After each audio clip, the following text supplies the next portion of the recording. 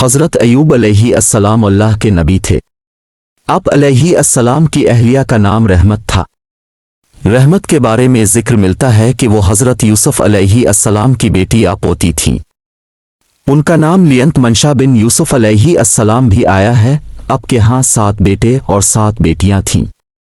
آپ کے پاس 1000 اونٹ، 1000 بکریاں، 500 غلام، 500 اہل تھے۔ آپ اس دور کے مالداروں میں شمار ہوتے تھے۔ آپ ہر وقت اللہ تعالیٰ کی یاد میں مشغول رہتے، ہر وقت اللہ تعالیٰ کا شکر ادا کرتے۔ شیطان آپ کی اس درجے عبادت اور شکر گزاری سے حسد کی آگ میں جلنے لگا۔ اس نے آپ کو اپنے جال میں پھانسنے کی کوشش کی تو اللہ تعالیٰ کی طرف سے کہا گیا، اے معین، ایوب میرا نیک اور شکر گزار بندہ ہے، اس پر تو اثر انداز نہیں ہو سکے گا۔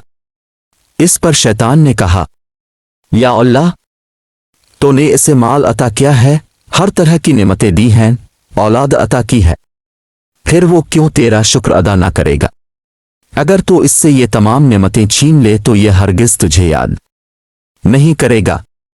اللہ تعالیٰ نے ارشاد فرمایا، اے ابلیس، تیرا یہ گمان غلط ہے، میرا ایوب ایسا نہیں کرے گا۔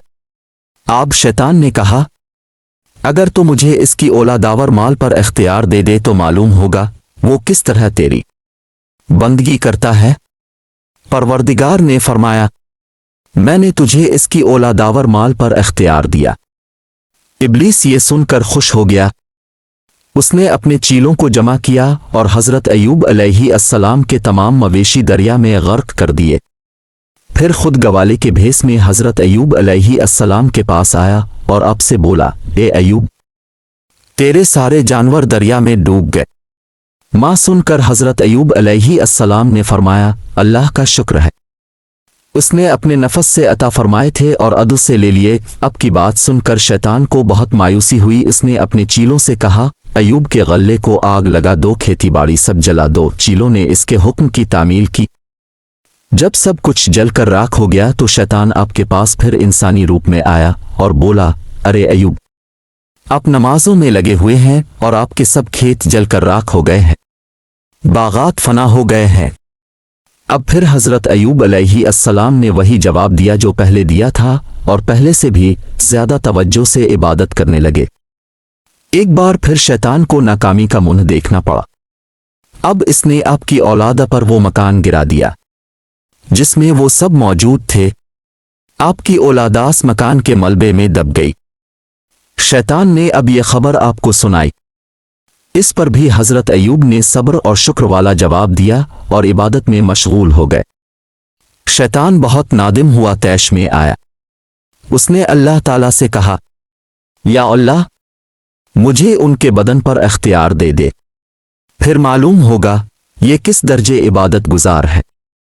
اللہ تعالیٰ نے اس سے فرمایا، جا، میں نے تجھے ایوب کے بدن پر اختیار دیا، البتہ ان کی زبان، دل اور کانوں پر تجھے اختیار نہیں ہوگا، تو یہ بھی کر کے دیکھ لے۔ چنانچہ شیطان نے آپ کو بیماری میں مبتلا کر دیا۔ اب چونکہ تمام مال اسباب ختم ہو گیا تھا، اس لیے بی بی رحمت نے مزدوری شروع کر دی۔ آپ کو جو مزدوری ملتی، اس کا نصف حصہ تو حضرت ایوب علیہ السلام کی طرف سے صدقہ کرتی اور نصف سے گزر بسر کرتی، اس میں سے خود بھی کھاتیں اور حضرت ایوب علیہ السلام کو بھی کھلا۔ جب آپ مزدوری کے لیے جائیں تو آپ کے راستے میں شیطان آ جاتا، وہ انہیں ورغلانے کی کوشش کرتا اور کہتا، تم جوان ہو، خوبصورت ہو، تمہیں مزدوری کرنے کی کیا ضرورت ہے؟ اپنی جوانی کو ایسے آدمی کی خدمت میں کیوں برباد کر رہی ہے؟ مصر میں ایک سے ایک دولت مند آدمی موجود ہے، چھوڑ اس بیمار شخص کو، میں تیرا نکاح ایک بڑے دولت مند سے کرا دوں گا، اس طرح تجھے عزت ملے گی۔ رحمت بی بی بہت نیک تھیں، انہوں نے شیطان کی باتوں کی طرف کوئی توجہ نہ دی۔ جھونپڑی میں واپس آتی تو ساری بات آپ کو بتائے۔ حضرت ایوب علیہ السلام ان سے کہتے، وہ ابلیس لعین ہے، تم اس کی باتوں میں نہ آنا۔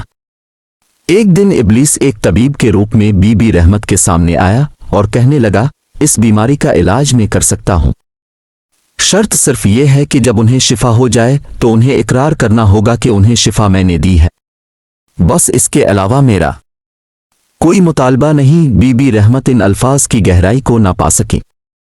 शैतान उनसे सिर्फ ये अल्फाज कहलवाना चाहता था। वो आखिर एक औरत थीं और अपने शौहर की मुस्तकिल बीमारी से बहुत परेशान थीं।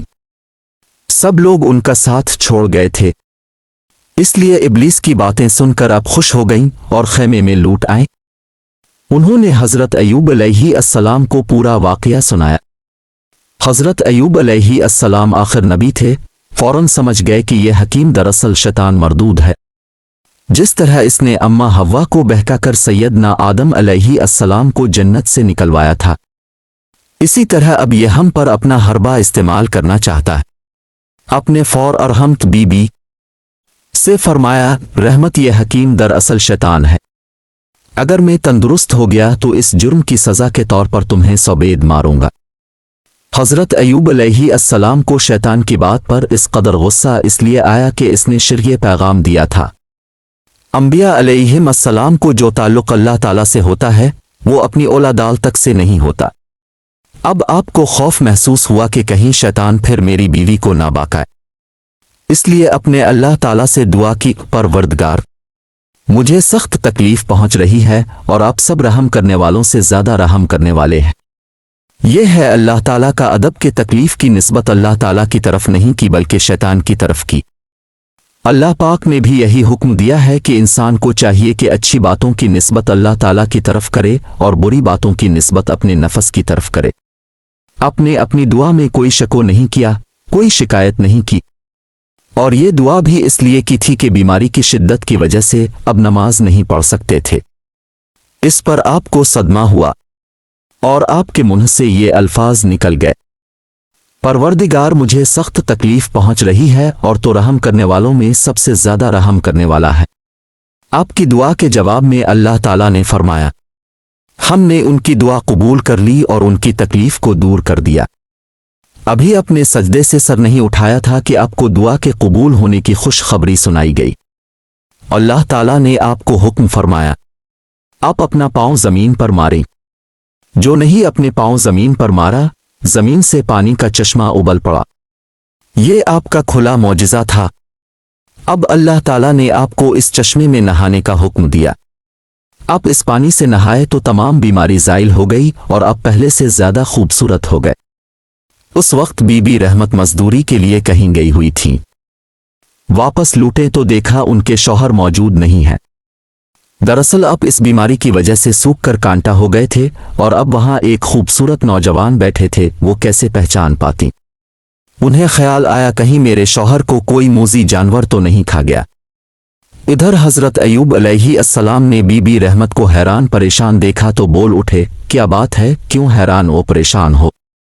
अजनबी नौजवान को देखकर बीबी रहमत शर्मा गईं और घबराएं। फिर बोले, यहां मेरे शौहर थे, वो कहाँ हैं। हज़रत अय्यूब अलैहिस्सलाम ने दिल लगी के तौर पर उनसे पूछा, क्या तुम अपने खावंद को पहचानती हो। इस पर वो बोले, मैं आखिर उनकी बीवी हूं, मैं नहीं पहचानोगी तो कौन पहचानेगा। ये कहकर उन्होंने गौर से उनकी तरफ देखा, फिर बोले, मेरे शौहर जब तंदुरुस्त थे तो आप जैसे ही थे। अब आपने उनसे फरमाया, अल्लाह की बंदी तो मेरी तरफ से बहुत फिक्रमंद रहती थी और इस सिलसिले में शैतान ने तुझे वरगलाया था। मुझे ख्याल आया कहीं शैतान के बहकावे में आकर तो शिर्क में ना मुब्तला हो जाए। सो मैंने अल्लाह ताला से दुआ मांगी, उसने मेरी दुआ कबूल फरमाई और मेरे पाँव के नीचे से अल्लाह ताला ने पानी का चश्मा जारी कर दिया। उसका पानी पीने और इसमें गुस्ल करने से मेरी तमाम बीमारी दूर हो गई। अल्लाह के करम से मैं पहले जैसा तंदुरुस्त हो गया। यही वजह है कि तुम मुझे पहचान नहीं सकी। बीबी रहमत ये सुनकर बहुत खुश हुई। उन्होंने भी अल्लाह का शुक्र अदा किया। अल्लाह ताला ने उन्हें भी पहले की तरह जवान बना दिया और उनसे दोबारा छपे लड़के पैदा हुए। अल्लाह ताला फरमाते हैं, और हमने अय्यूब को उसके बाल बच्चे दे दिए और उनके साथ इतने ही और अता कर दिए। ये सब कुछ हमने अपनी मेहरबानी से अता किया और ये इसलिए कि इबादत करने वालों के लिए एक यादगार हो। फिर अल्लाह ताला ने आप पर सोने की टिड्डियों की बारिश की। बुखारी, पहले की तरह आपके पास जानवरों के रेवड़ हो गए, जमीनें भी वापस मिल गईं, और ये सब अल्लाह ताला का आप पर फजल था। बाज रवायात में है कि मुर्दा औलाद ही को अल्लाह ताला ने जिंदा कर दिया था और मजीद भी ऊद फरमाई थी। ये अल्लाह ताला का उन पर करम था जो उनके सब्र पर उन्हें अता हुआ।